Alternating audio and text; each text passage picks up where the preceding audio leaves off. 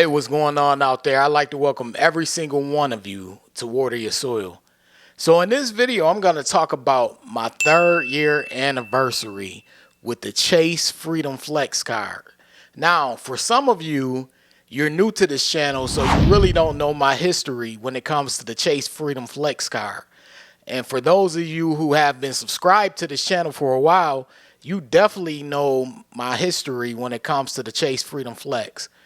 In reference to the Chase Freedom Flex and this Water Your Soil channel, I'll give you a little background on my start with the Chase Freedom Flex. So for those of you who know, the Chase Freedom Flex wasn't always around. Initially, you just had the Chase Freedom with Chase. And then Chase came around and they introduced the Chase Freedom Flex. And when Chase introduced the Chase Freedom Flex, I decided to apply. This was 3 years ago. So I've had this card for 3 years now. And I'll be honest with you all, when I first signed up for this card, it was my first Chase card. Initially, I was always American Express. I was pro American Express. I had cards with American Express, with Discover, with a couple of other banks, but I wouldn't touch Chase. Chase never appealed to me like it does to a lot of people who are in the credit card game. But I decided, I was like, hey, let me go and apply for this Chase Freedom Flex because I knew I had a good chance of getting approved. So I went, I filled out my application, I hit submit. When I hit submit, I ended up getting hit with 2 hard inquiries. And when I got hit with those 2 hard inquiries, I was a little mad, I'm gonna be honest with you, because that was the first time out of applying for credit cards where I received 2 hard inquiries off of 1 application.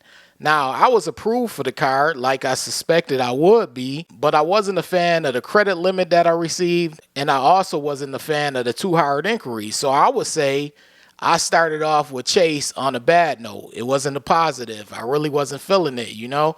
So after the first year, I started to open up to the card because I was like, this is a good card. It's similar to my Discover card that I have.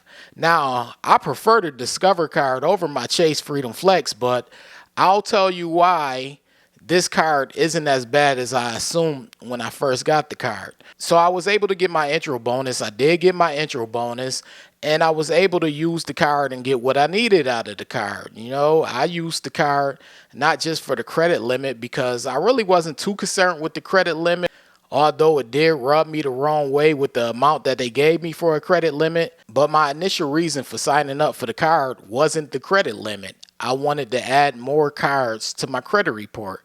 So I was able to get what I needed out of the card. So the first year, if we were rating it on grades, the first year I gave it a B minus, and I'm including when I first applied and I received the 2 hard inquiries and the low credit limit. And the reason why I'm sharing that with you all, because I know some of you out there, you will consider applying for it. And I'm just letting you know, if it is your first time applying for a Chase card, you may get hit with those 2 hard inquiries as well. Now, of course, it depends on what state you live in. In my state, we received 2 hard inquiries on 1 application, so I wasn't feeling that. Second year was cool. I started to warm up to the card, like I said, and I started to be able to see the benefits of having the card. So those 5% categories that come along with the card actually help a great deal. And I began to notice that in year 2 because, as I stated, it was very comparable to the Discover card that I have because they also have those 5% categories on a seasonal basis. You have 4 periods throughout the year where they switch the categories for 5% cash back. And the good thing about the Chase Freedom Flex is their categories oftentimes alternate with the Discover cashback cards. So it's rarely both of the cards have the same 5% categories at the same time. And that's a big plus.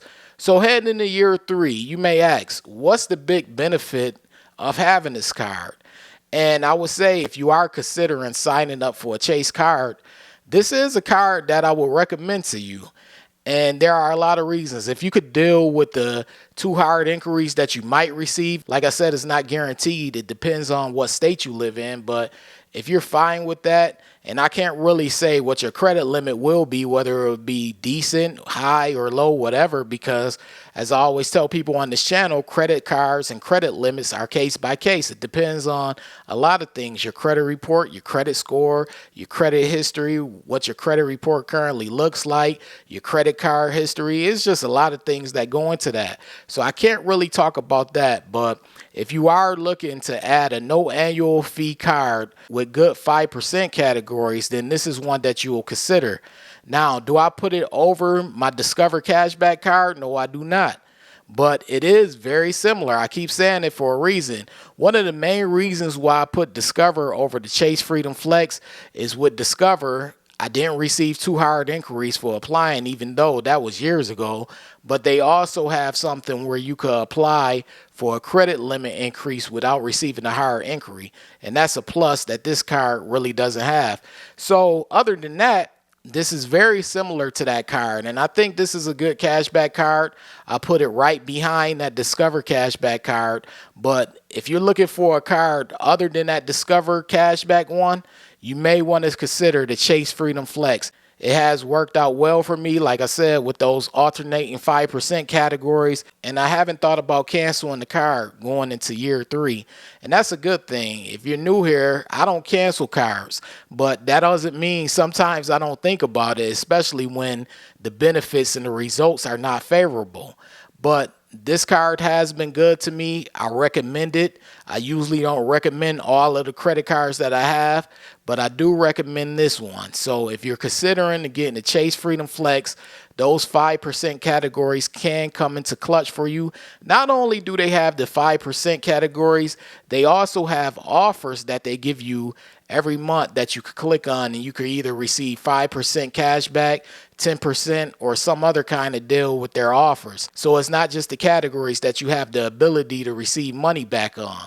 But I recommend the card. I'm going into year 3. This is my year 3. And hopefully this year I will see some great benefits from the card as well. But this is my review on the Chase Freedom Flex card. If you're new here, you would know I don't do things like reading off of a website and telling you the benefits of a card. That's not the way I prefer to go about doing things. I speak from personal experience. But I just wanted to put this video out there to let you all know. If you're new here and you're feeling the vibe, this is Water Your Soil. Be sure to hit the subscribe button, turn on all notifications. That way you don't miss a future video. Also, if you're watching this video, whether you're a subscriber, not a subscriber, whatever you are, be sure to hit the like button. That way you show the algorithm that you support this video. You also support this channel. I appreciate every single one of you for taking out the time to watch this video and support this channel.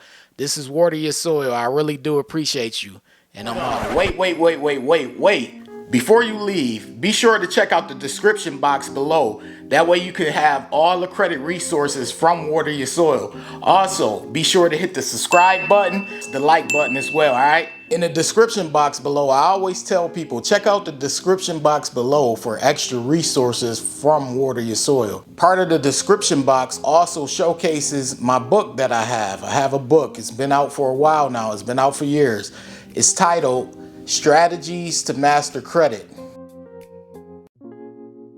The book is available. It's on Amazon. It's on Barnes & Noble. Most online bookstores have the book. And the book is basically about how FICO credit scoring works. Once you understand how FICO credit scoring works, you're pretty much on your way to helping yourself build, develop, and maintain a good credit score. So check the book out whenever you get a chance.